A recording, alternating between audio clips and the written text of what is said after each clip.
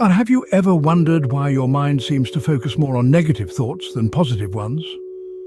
Picture this, your mind as an untamed beast, operating on the principles of addition and multiplication with no concept of subtraction or division.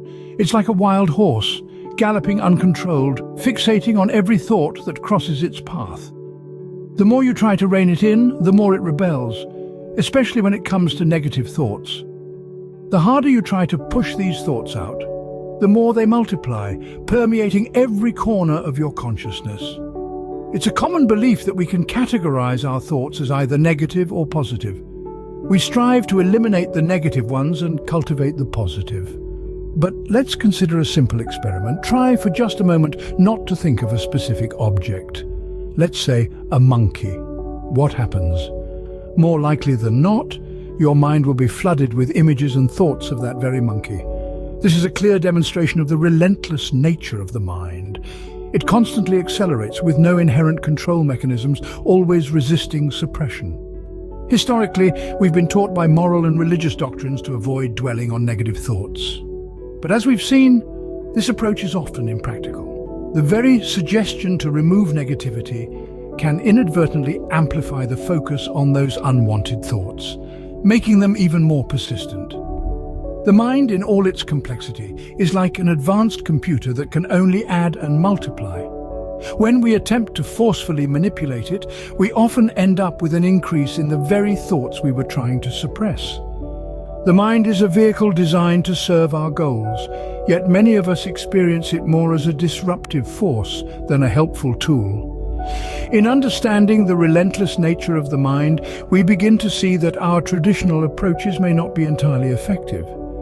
But what if there was another way, a way to acknowledge the mind's inherent nature and work with it rather than against it?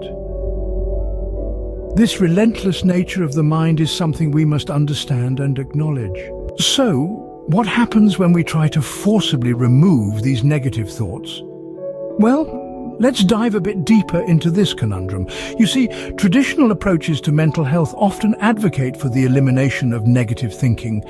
But the irony is, this method can be like throwing gasoline on a fire. The mind, with its persistent tendencies, doesn't easily let go of the thoughts we attempt to banish. Think of it like this. Have you ever tried to not think about a pink elephant? The more you try to avoid that image, the more it pops up, right? This is the counterintuitive nature of our minds at work. When we single out a thought to avoid, the mind, in its relentless pursuit of focus, gives more energy to that very thought. It's a bit like telling someone not to press a big red button. The temptation becomes irresistible. Now, this doesn't mean we're doomed to be at the mercy of our negative thoughts, but it does suggest that the traditional approach of simply trying to eliminate negativity isn't the most effective strategy. The mind's nature is to add and multiply thoughts, not subtract or divide them. So when we try to force it into submission, we're often met with resistance and even a backlash of intensified focus on those unwanted thoughts. Efforts to forcefully manipulate the mind often lead to an increase in the very thoughts we're trying to avoid. So what's the alternative? Well, stay tuned, because in the next scene we'll delve into understanding the mind and how we can work with it rather than against it. If we can't simply remove negative thoughts, then what's the solution, you might ask? Well, let me introduce you to the concept of Isha Kriya. This is a unique process that encourages individuals to distance themselves from their thoughts and emotions. You see, the mind is a constant whirl of thoughts, like a hamster on a wheel, never slowing down. But just as you are not the hamster, you are not your thoughts. This is where Isha Kriya comes in. It helps you to step back from the wheel and observe it without getting caught up in its constant spinning. Instead of focusing on the thoughts themselves, Isha Kriya encourages you to focus on the intrinsic sense of aliveness within you. You know that feeling, right? That sense of being alive, of being present in the here and now. That's what we're talking about. When you focus on this feeling, you create a natural separation from the thought process. It's like stepping back from a painting to see the whole picture, instead of getting lost in the individual brush strokes. You begin to realize that you are not your thoughts, you are not your emotions, you are something far more profound. This understanding, this space that you create between yourself and your thoughts, can alleviate suffering. It's like letting go of a heavy backpack you didn't even realize you were carrying. Suddenly you're lighter, freer, more at ease. Creating a space between oneself and the mind and body can alleviate suffering.